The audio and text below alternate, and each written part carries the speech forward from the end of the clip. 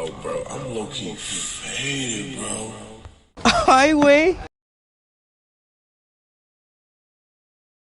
What's this guy supposed to be, the ultimate badass? They ain't ready. They ain't ready, Jim. They ain't ready. Here we go.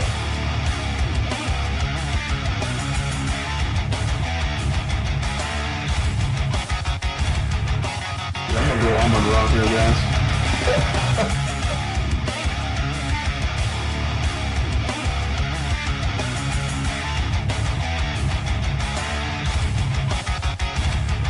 What is it? You ain't Mexican. What is that? I missed it a little bit though, so I dig a little deep in there, right? But yeah, you did that.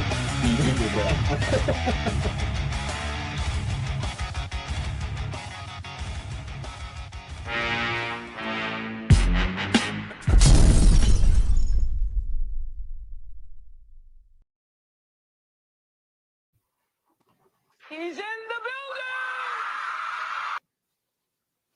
Yo, what's up, everybody? Welcome to the next episode of the Frisco Report. We are live in effect, all right? It is Veterans Day. Shout out to all the veterans around the world. Today's your day, and well-deserved. Mike, we are navigating through the bye week now, the final days. Actually, it's done pretty much. Practice mode, right? Back to work, right, Mike? How you doing, man? How you feeling? And what's the latest? Man, dude, feeling great. You know, Cowboys coming off a bye week. You know, on the first report, I don't think we've touched on Marshawn Nealon. So rest in peace to Marshawn Nealon. The Cowboys will wear a 94 emblem on their helmet, and they will for the rest of the season, and then for 2 games they will wear a Marshawn Nealon player designed shirt for 2 games, and then the home game against the Eagles, the Dallas Cowboys will do a tribute video for Marshawn Nealon, and his family is supposed to be in attendance for that. But good riddance, Marshawn Nealon, and you guys, if you guys need any mental talk through or anything, give me or Joe a holler. We'll try to get to you and be there for you as best we can. Hold on? Did you say good riddance? Did I say good riddance? Did I say good riddance? Oh, bro, I'm low-key faded, bro. Hey, bro, are you low key faded, bro? No, I'm just kidding. I might be. Hey, man, but yeah, good points all around, man. Yeah, good point there on Nealand.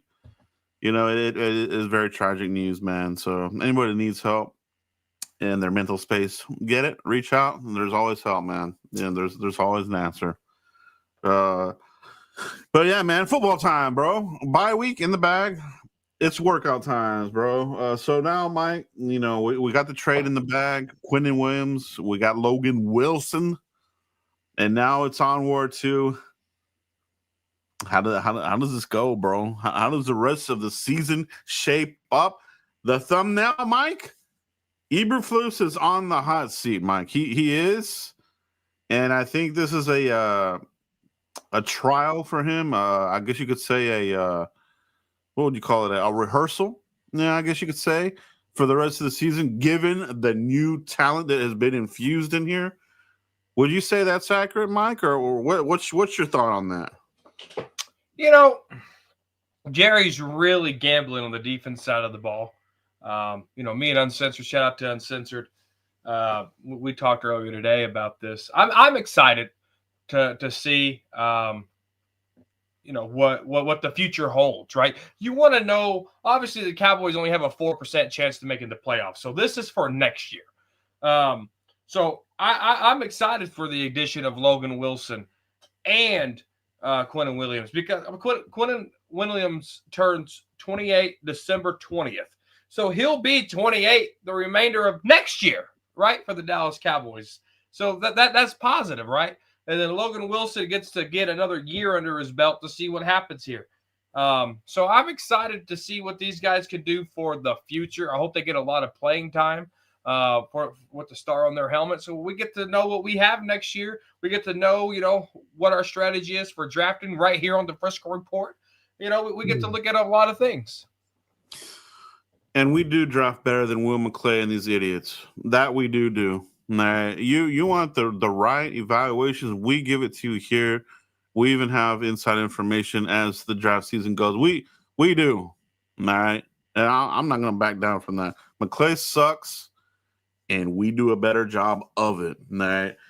But, man, it's going to be fun draft season. We got 2 first-round picks. I think that was a good move there on the trade. So I love it. We'll keep the 2 first-round picks. It gives us, maybe we want to move down that second one, pick up picks for a second and third. Maybe they trade all the way out. Maybe somebody wants to move into the Packers pick, and we move all the way out, and we pick up a future one. And by the time you know it, the Quinnen Williams trade, we got him for free.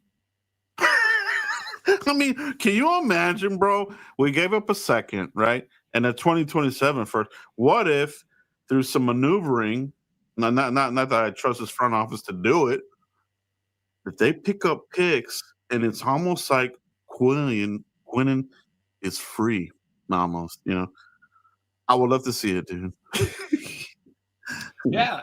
With the Packers offense struggling the way they are, that could be a very well top 15 pick. If that offense keeps struggling the way it's struggling, they just lost to the nasty Eagles because their offense ain't no good, right? So if the Packers keep doing what the Packers are doing on offense, that pick next year for 2026 could be right there around the Cowboys. Back-to-back picks for the Dallas Cowboys, dare I say. That would be fun. I would love back-to-back picks. So, you're looking at a lot of equity for those draft picks, Joe, to go up and move around and do the necessary things to gain a second, possibly gain a third. I'm loving it. And shout out to Jerry. I know I give Jerry a lot of hate and I criticize him a lot, but you get the best defensive tackle in the draft, or excuse me, in trade in the NFL, and you still get to keep your 2026 picks, both of them. I love it. I like that. And Jerry loves it. So it's all about getting eyes on the prize, which is the money. All right, not so much the victories on the field, but like you said, the revenue. All right, that's where it's at. HBO revenue is going to be shooting through the roof here with the NFC East Hard Knocks kicking off in just a few weeks. So, yeah, I think, behind the scenes, Quinnen Williams, that's going to be interesting to see on the Hard Knocks. The Marshawn Kneeland situation will probably be on there in some form or fashion. And the drama, Eberflus, is this guy going to stick around? So, for me, Mike, circling back to this, I think he is on a rehearsal. You know what I mean? Because you look at the way the NFL is, teams they lose all their staff, and there's available DCs that can become available, even some that are maybe not a DC, but maybe an up and coming person that you could pick off, like a Leonard from the Broncos, right? His name's been tossed around. If you can get a better caliber defensive coordinator in here with Quinnen Williams and build around this now revamped middle of the defense, maybe, just maybe, 2026 will be something for us. Maybe. All right. Yeah, no, it's a big possibility, When you look at Matt Eberflus in this defense, if things don't turn around with the pieces coming back, right? Overshown, Revel, Quinnen Williams, Logan Wilson, you potentially got 4 new starters for next year. If you can't make that work with the rest of the games that you have left and show some type of consistency, it's time for you to go. We got you new toys, and you can't play with them. It's time for you to go. Bring somebody in that knows how to work with these guys, because if he can't work with these 4 new pieces on top of Hooker coming back, on top of Donald Wilson coming back, He's a lost cause, bro.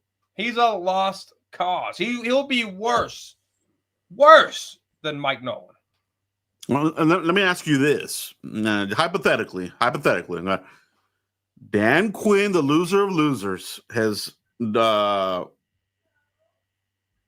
taken over the defensive play calling. Joe Witt has been removed from the defensive play caller. If Joe Witt was available, is he an upgrade over Eberflus? Yes. Mm-hmm. Yes. Okay. So maybe, and that's a Dan Quinn guy. He bring Dan Quinn type of system back in here, right? So he might be available, like we're saying, right? Come on back to Dallas. Yeah, could be, man. Could be in the works. I mean, you just never know, So I just don't think I really don't think that Eberflus has what it takes, man.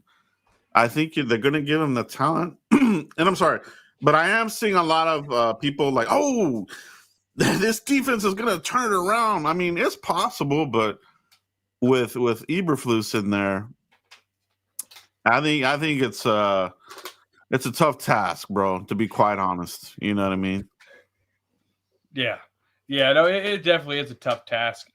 And one thing I don't like, Joe, and Savage has been harping. Shout out to Danny Savage, the draft guru. He's been harping on this. We're going to have 4 offensive coordinators in 4 years. That's not a recipe for success. And so when I talked about this on Freaky Friday or Talking Crazy, one of the 2 shows, I said, if Matt Eberflus stays, then he'll have 2 draft classes under his belt. He'll have a little bit more players that maybe could potentially fit his scheme, right? So then now there's really no excuse because now he's taken over a Dan Quinn, a Zimmer defense. Dan Quinn, Zimmer guys. So 2 drafts under your belt, you better do something. With the addition of Quentin Williams and Logan Wilson, there's no more excuses for this guy, Joe. Yeah, there really is no excuses. You know what I mean?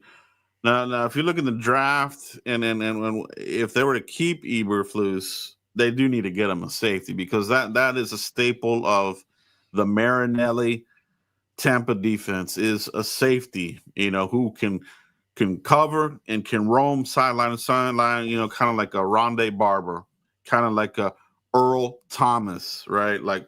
That type of a safety, somebody that can just get around. We don't have that, so that would be something. They haven't drafted a safety early in the first round since Roy Williams out of Oklahoma, the Sooners. All right, and we're talking the Campo era, right? When we drafted him, all right. So that's a long drought, bro. The Cowboys are very notorious for holding out. It's safety and quarterback now have the longest droughts of being drafted in the first round, Mike. So yeah, you get to see the value of things, right? The Cowboys don't value running back. The Cowboys don't value edge rusher.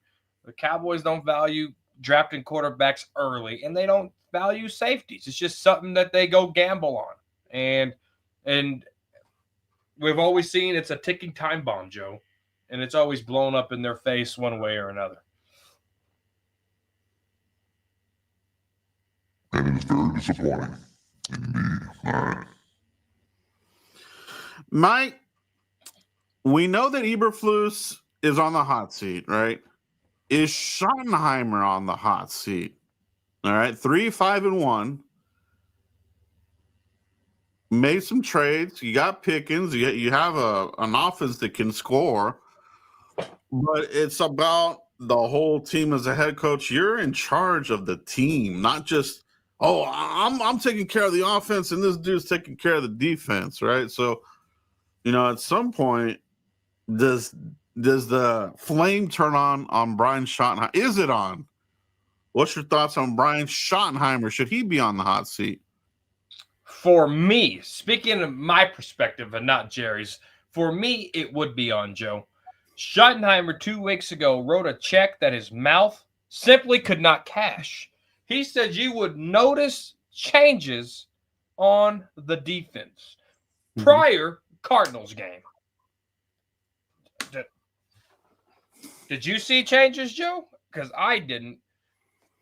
Now, if you look at the Bears game, the Panthers game, the Eagles game, because they didn't score in the second half, the Eagles game, the Broncos game, the Cardinals game, they didn't do a good job on offense. Schottenheimer was taking a lot of this blame. Sure, we can blame it on, well, he's a rookie head coach. He's been in the league 20-something years. There's no excuse for an offensive coordinator to have that type of performance with the 10-year vet, with a guy like CD, with a guy like Pickens, with a guy like Javonte Williams, with some of the pieces that you have on O-line. Is it perfect on the O-line? No. Where the heck is Schoonmaker? Where the heck is Brevin Span forward? Why can't these guys hit on all cylinders? That is why Schottenheimer, for me, is on a hot seat, Joe. Is because you write a check your mouth can't cash, and your offense in 5 games was non-existent. And obviously I could point at the defense being 32nd, but there's more pieces to that puzzle, Joe. There's more pieces to that puzzle. That's an easy answer. Oh, well, the defense 32nd. That's his heck. No. Look what he did. Look how this offense performed. That's the angle I'm taking, Joe. It's a fair answer, and it's a good answer. It's fair, right? Because I mean, if we're being real about it, that's what our channel, that's what this podcast is. We're realistic about it, you know. He should be on the hot seat. 3-5-1. It's a losing record. You're in charge of the team. You know what I mean? So I want to see wins. I don't want a Campo season where it's 5-11 or 5 and what would it be? This is these days 5 and 12. 12, yeah, 5 and 12. I don't want that. I do not want that, man. That is unacceptable. So yeah, I mean, the fair answer is he's on the hot seat. But you're right, Jerry, and this bumbling front office. They'll give him the reprieve, you know, as they would say. And who knows for how many seasons they would do that. You know, they'll come in here, Mike, in the postseason and be like, oh, we got to do moves and radical changes. It's always changes, dude, right? So, you know, what would that be defensively? You know, they hype it up. You know what I mean? Everything about the Cowboys is hype, Mike, and we see it in training camp. That's why. And I've said this before. I don't want to beat a dead horse about it, but training camp is hyped up now. You don't get shit out of it now, right? Like you said, Brevin Spanford, right? He was doing all kinds of badass stuff in the training camp. Nowhere to be found, bro. You know what I mean? Yeah. A lot of these guys do that. Tolbert, he's one of these training camp princesses. He doesn't do crap either, bro. So it is, man. The training camp is nothing. You don't get nothing out of the offseason with the Cowboys. But yeah, he is on the hot seat, Mike. He has to be. Now, looking ahead now, Mike, we have the Raiders next, right? Coming out the bye week. So you have to crush these guys. This is a bad team, dude. Like, if you come out here and you lose to the Raiders, Mike, who falls on that sword? It has to be Schottenheimer. It has to be. He's the guy leading this pack. If you fall on this, if you lose against the Raiders, you obviously didn't make changes on the defense side of the ball. You obviously didn't figure out why your offense isn't clicking, right? You obviously didn't figure, and to lose that game, you have to be penalized almost every play. So you obviously didn't fix the penalties. That has been a thorn in the Cowboys' side, especially under Schottenheimer. Pre-snap penalties at home should not happen, Joe, and it happens right here in Arlington, Texas, at AT&T Stadium. Stupid stuff like that. Right. If you lose to the Raiders and you lose with penalties and you lose because your offense can't score points and you lose because they ran – Ashton Genty ran for 1,000 yards in one game on you. They need to be fired, both of them, right then and there. No questions asked. They didn't change anything. They didn't learn anything. They're stubborn. They're hard-headed. They think they don't need to change anything, and they should be gone. I'm with you, bro. Like I really am, and maybe some people think it would be extreme, but it needs to be on the table because you have that week to prepare. The extra week, essentially, you have 2 weeks to prepare. You come out here bumbling and fumbling away this game. It's unacceptable, man. You can't make excuses. There cannot be any excuses. You know, they'll try to sell it on something, right? Oh, the team was still this and that, and new players. You know, they're getting the groove back. I mean, they're always those spinning, dude. But it would be unacceptable, bro. Yeah, man, Genty, bro. Hey, he's been having an okay season. You know, not anything. You know, not like a Bijan Robinson type. You know, but I mean, with us, he might run all over us, bro. So that 100%. And if that happens, it is still coaching because you have Quinnen Williams, like he's like 1A, 1B, your defensive tackle in the entire league, right? And you have Frank in there, so they can't get ran on here. If they get ran on big time, it ain't no good, bro. It would not be good. Yeah. No, with the addition of Quinnen Williams, the expectation is that the Dallas Cowboys are going to run a 5-man front and having Quinnen Williams play the nose. I also heard that they try to move Quinnen Williams to the 3-tech and the Jets try to move him to the 3-tech, and he was pissed off about it. He doesn't want to play the 3. So as to Savage points, we got 3 1-techs, and they have to figure out how to do that. If the 5-man front with Quinnen Williams being the nose, if that's the way to do it, then by all means do it, and let's see if it works. But you got to make sure the guy that we just traded for is happy. Yeah. It's definitely going to be a game. You know, they have players. I mean, I don't know who's going to be the quarterback, Gino or the backup. Was it Aiden O'Connell? Either way, we make everybody look like Joe Montana in the prime of his life, dude. So it's Kenny Clark as the backup over there. Not Kenny Clark. Kenny Pickett. Okay. So he would be the second coming of Joe Montana. So yeah, man, it's I do want to see a difference. I mean, they have been saying this whole thing about change, players in and out, and nothing has. They've tried everything. You know, they've hit the ceiling on trying different things. Now they're just saying it. You know what I mean? Trying to like. I mean, it's like there's a disaster over here, and they're trying to distract you. Like, oh, look over here. Pay no attention to the mess over here. Look right here. You know what I mean? I feel like that's what it is with Eberflus, bro. So, Revel and Overshown are they in fact coming back? The cyborgs, as we call them. Yes, they are officially active. They are officially on the roster, and they're back, ready to attack, Joe. It is cyborg season, bro. We need all the help we can, and I'm interested to see what the snap count is going to be on these guys. All right. Especially Overshown. You know what I mean? Like, I want to see some durability out of this guy. Mike, are we going to get it? Yeah. You definitely don't want the Overshown conversation to be, God, if only he could stay healthy. Right. And I don't think Overshown wants that type of title either. But the Cowboys, Overshown, they have to be smart, right? Mm-hmm. And I think the snap count has to be 20 to 25 plays maximum, not minimum, maximum. Mm-hmm. And just get ready for next year. With the 4% playoff chance, there's zero reason to do that. And that's probably maybe 25 snaps a game just until next year. Yeah. And we're already in November. You definitely don't want to take on another devastating injury again. So, yeah, man, I'm with you, bro. Safety first, you know, ramp him up. You know, don't just let him do what he wants. You know, he's probably going to want to play every snap he can. But Revel, Mike, the cornerback, the Dr. Cooper special for this season. What's your expectations on this guy, this player here?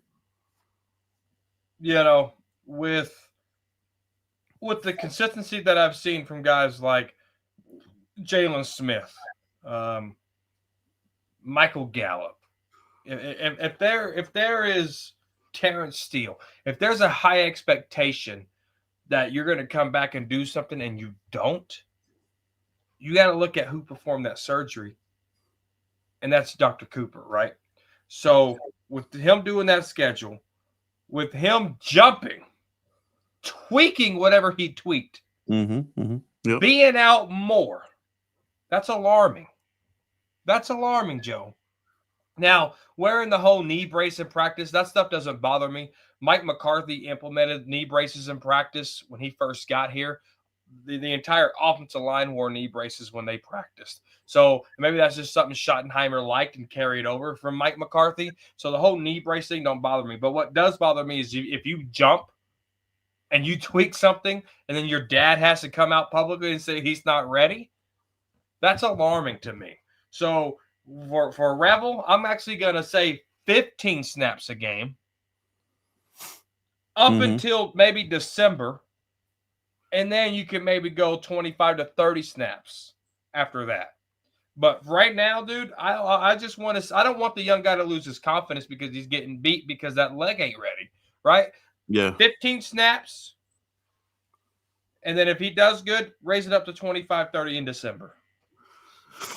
I like the point you make there about the confidence, right? I don't want this to turn to Mo Claiborne 2.0, right? The injury, the lack of confidence, the high expectations. Bring him along, like you said, Mike. Ramp him up each game and let him get that confidence, like you're saying there. I think that's a huge part of the game. It's mental. And, you got to protect the player here early. That's why, I'm seeing a lot of this stuff, not us, but there's other creators out there with the expectations they're pumping up this, like the defense is going to snap into place over the bye week, Oh, we're getting Overshown, we're getting Revel, we got Quinnen and all this other stuff. I mean, we got to see it first. I'm not just going to anoint this as being like, oh, it's fixed. Because I've said it before, Mike, that at least a minimum 50% of this defensive roster is trash as far as quality of the player. And that's because of McClay's poor drafting in the draft on defense, which is documented, right? It's out there. So you have a lot of work to do. That's why these picks that we have in the draft, they got to hit on them. So yeah, no, the Morris Claiborne comparison, Joe, is that's chef's kiss, Joe. That is the comparison right there. They have to really evaluate these guys smartly, and even if Overshown's 15 snaps a game, so be it. He still needs to build confidence too. They better do this right, Joe, and not rush. If these guys get 35 plus snaps a game against these Raiders, they all need to be fired. Yeah, no, that's a fact, bro. It really is. High investments, early round picks, and coming off major surgeries, so they need to, hedge their bets, I guess you could say, and just go on the side of safety, But interesting rest of the way, Mike. We have talked about this before, and a lot of people do, but now you're getting into the really thick part of the season. The heavy hitters are coming to town or on the road, right? So what is your expectation realistically? Let's look at it two ways. Let's say that Eberflus and some of these people coming back helps the defense just enough where the offense can pull out the wins for you, and the defense does have more stops, just enough to win some games? Or what is the outlook if the defense still stinks it up and we lose games? Like what is the feeling here? Like what do you see happening here? What the most likely scenario? I and people might think this is a homer move, and this isn't, because I absolutely despise the Eagles. But looking at the schedule, I think we can win the next 2 games. Raiders, Eagles. I really feel like we can win those games. But that's the last 2 games you're winning on the year, unless until you play the Giants and the Commanders. So everything in between, the Chiefs, the Lions, the Vikings, and the Chargers, I don't see how you beat those guys. The next 8 games, I got 4-4, Joe. 4-4. What does that put you? 7, 9-1. Not good. Let's take a peek at this, right? Let's look at the schedule, just for the giggles of it. All right. We are going to be out of the bye week with the Raiders, like we've been talking about, right? That's at LA, or I'm talking about Vegas. That's at Vegas, right? And then you got Philly, you got the Chiefs who are coming on strong here, right? Detroit, that's a hell of a team right there. They're looking like they're hitting their playoff stride right now, Mike. Detroit.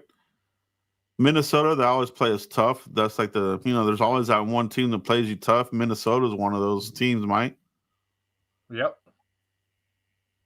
Los Angeles Chargers, I think Harbaugh's got this team on the uptick. It's just a matter of when he's going to get them to the conference championship. They're looking really good. Chargers, they just play good football, sound football. Commanders, I think we can beat these guys, dude.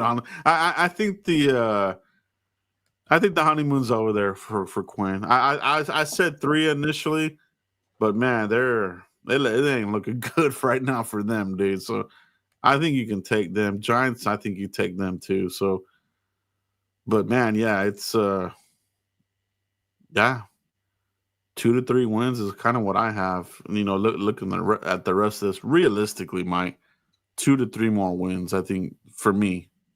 Yeah. Yeah. No, I'm 4-4. I think they go 500 in the season. And if you're hovering right around that, it's kind of what we've talked about. You can't stack a bunch of wins together. It's always this where we're going the wrong way. We're going back to the Garrett times where it's a pattern. You know what I mean? Give me a stack of wins. Go on a streak. You know what I'm saying? Like, but this team right now that we have, we don't have that capability, Mike. I don't think. Maybe they'll surprise the crap out of us. Maybe, they have something special go on here. Maybe they dedicate the season to Marshawn Kneeland. Don't do that. And they do something, bro. No. What if they dedicate it to Marshawn and they go 0-8? Yeah. Just wear the decals, wear the shirts, honor him good, and that's it. Don't dedicate no season, because this team is not good enough to dedicate shit. Yeah, no, that's true. That's true. They're not good enough, bro. They're not good enough right now, and we're just going to have to go through the storm together, which we've been doing with you guys, and and see what the offseason has for us, bro. You know what I mean? I think the offseason for this division is going to be cinematic. I think it's going to be something crazy. Giants are going to be looking for a coach. Maybe we're looking for a defensive coordinator. Maybe who knows what else? You know what I'm saying? So the draft is going to be wild. Do they change up free agency? We should have money to spend. I mean, you know what I mean? What do they do with Pickens? Is it a franchise tag or is it an extension? What do they do there? So I don't think they have money to spend, Joe. I actually looked at this the other day and I was kind of like flabbergasted, because they are starting the year negative $46 million. The hell?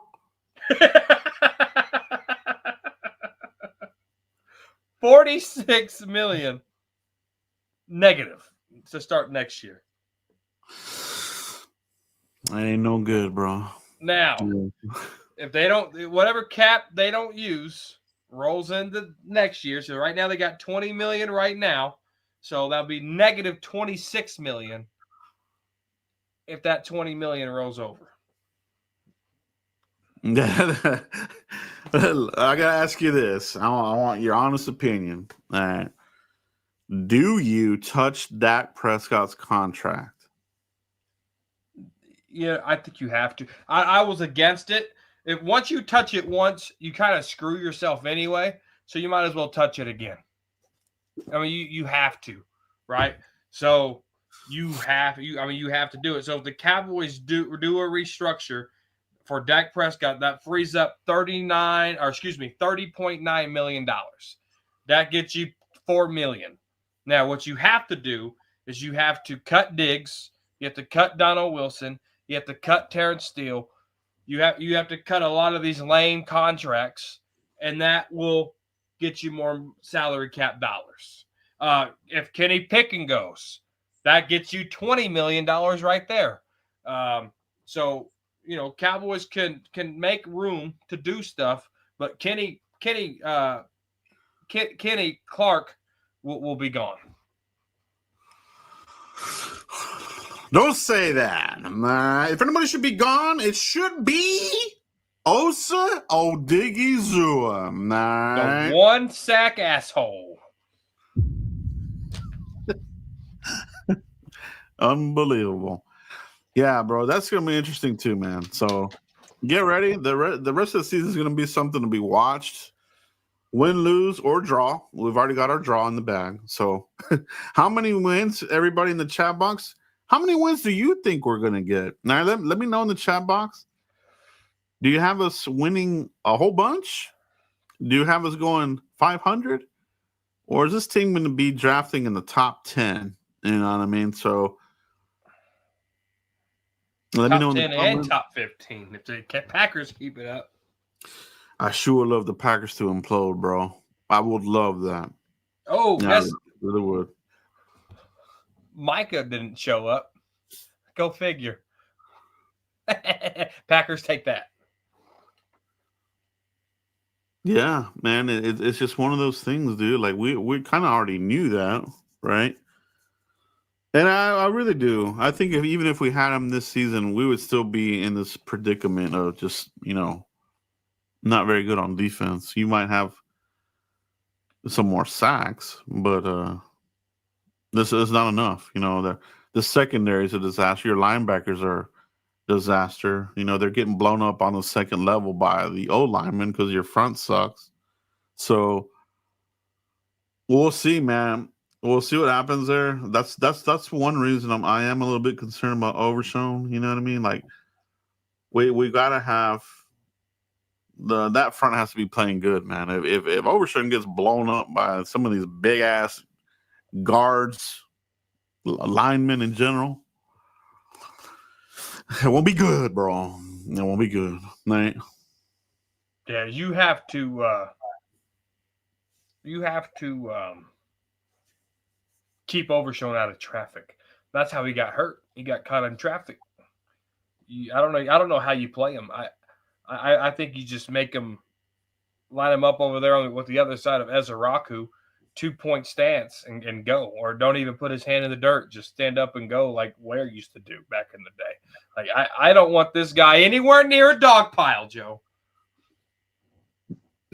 That's why I feel like if we still don't have an identity here, I want to look into a 3-4 alignment next season. I want to look into it. I want to utilize. You have the pieces. Yeah, we have some of them. I want to utilize Ezeraku as an outside linebacker, and maybe Overshown is one of the other ones, man. You know what I mean? So he's just very light, bro. I don't think he has enough body armor. You know what I'm talking about, Mike? Like we've seen him before, right? Like there's always that one player on the team who is fast but a little too lean. Nah, doesn't have the body armor. You know what I mean? And I just feel that Overshown is going to be that type of guy. You know what I mean? I don't think he can bulk up. I don't think his frame is made that way. It'll be interesting to see if he did put on any muscle mass. I'm sure he'll do a player interview, and there'll be some pictures of him, and we'll be able to gauge if he building anything up. Now, obviously, NFL players they're just all naturally have chicken legs, but the upper build, Joe, we're all gonna see what they have. Why is that? Why did every NFL player got chicken legs? Well, here's where that actually affects the quarterback position.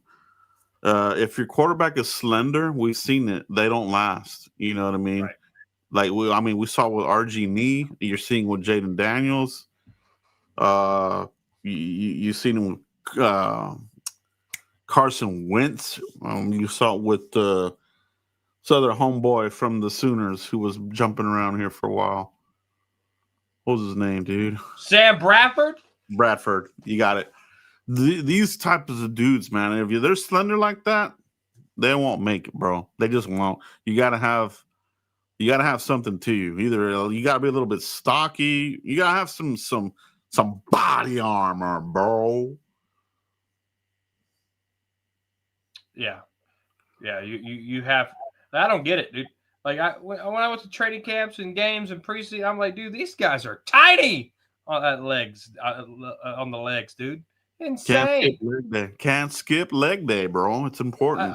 Uncensored said Hurts has strong legs. He might have strong legs, but I bet they're itty bitty. Don't let the camera add 10 pounds, dog. Those legs are chicken legs, I guarantee it. Any news on Blue or Maffa? Haven't heard nothing.